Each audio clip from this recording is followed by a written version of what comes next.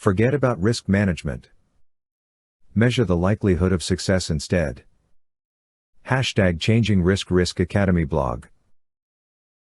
My friend, Norman Marks, has been talking about rebranding risk management for years.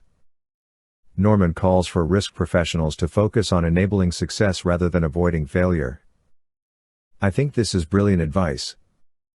A way to communicate risk management insights to executives and the board is to talk about the likelihood of success.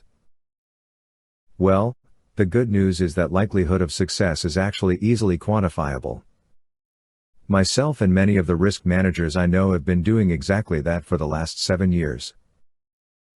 Here is a step-by-step guide. Step 1. Determine what is considered success. This should be quite easy to do, because most modern-day organizations have some form of strategic objectives that are designed to measure whether the strategy is being achieved or not. So, in the context of this article, the likelihood of success is the same as the likelihood of achieving an objective. Different objectives will have different likelihoods of being achieved. Usually there is more than one objective. For argument's sake, let's use profitability above 10% as our measure of success.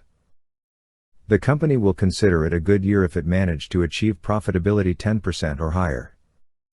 I could have chosen any objective whatsoever. This one was the easiest because I already have the diagram saved and won't need to run the calculations again. Again, any objective can be the measure of success. Step 2. Use influence diagram to determine key stakeholders, assumptions and risks. Once we determine the objective, we need to break it down into smaller components, because our brain is not very good at thinking about abstract problems with multiple factors at play. An influence diagram or a causal map seem like a good tool to use. These simple visual tools help us identify key stakeholders and determine what are some of the assumptions, inputs that influence the achievement of the objective. A key assumption is any hypothesis that management have accepted to be true. At this stage I would usually use a CIA tool called Key Assumptions Check. It comes handy to validate the assumptions. Here are some questions to ask. How much confidence exists that this assumption is correct? What explains the degree of confidence in the assumption? What circumstances or information might undermine this assumption? Could the assumption have been true in the past but less so now? If the assumption proves to be wrong, would it significantly affect the objective? If the objective value, in our case is profitability, is calculated using MS Excel, we would normally try and trace from the output cell, objective, to all the input cells, assumptions. This will become the foundation for the later analysis. Some of the assumptions that would go into our hypothetical profitability above 10% example include: forecasted cost of raw materials, forecasted FX rates and inflation, forecasted sales prices, forecasted sales volume, forecasted amount of investment needed for new equipment, forecasted loan interest rates, forecasted admin expenses, and so on. Another part of assumption validation is to make sure that all significant risks have been considered when calculating the objective.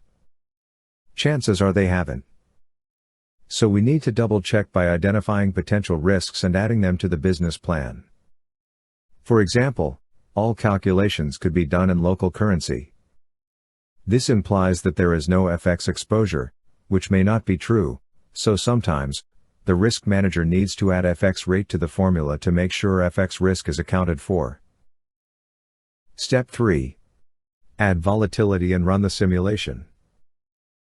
By the end of this step, risk managers should have a list of management assumptions.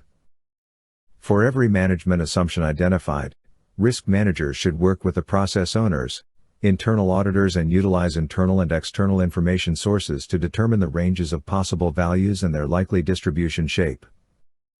Replacing single-point assumptions with distributions is the key risk management task. Sam Savage in his book Flaw of Averages did a great job at summarizing the math on why using single-point estimates, the so-called most likely or average figures is pretty much guarantees to lead to bad decisions.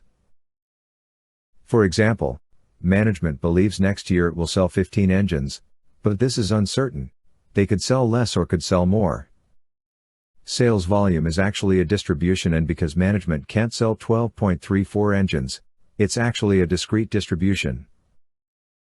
Once all key assumptions have been changed to distributions, we can run a simulation.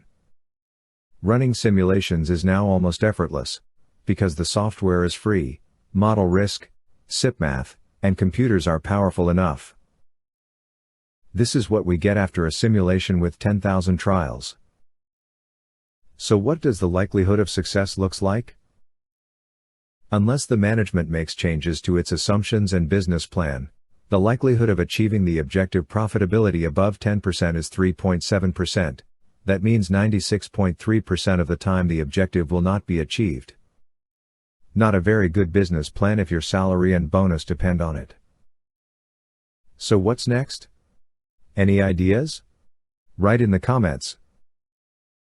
Dash dash dash dash dash dash dash dash dash dash dash dash dash dash dash dash dash dash dash dash. Risk Academy offers decision-making and risk management training and consulting services. Our corporate risk management training programs are specifically designed to promote risk-based decision-making and integrating risk management into business processes. Risk managers all over the world call us in to help sell idea of integrating risk analysis into decision-making and using quantitative risk analysis techniques.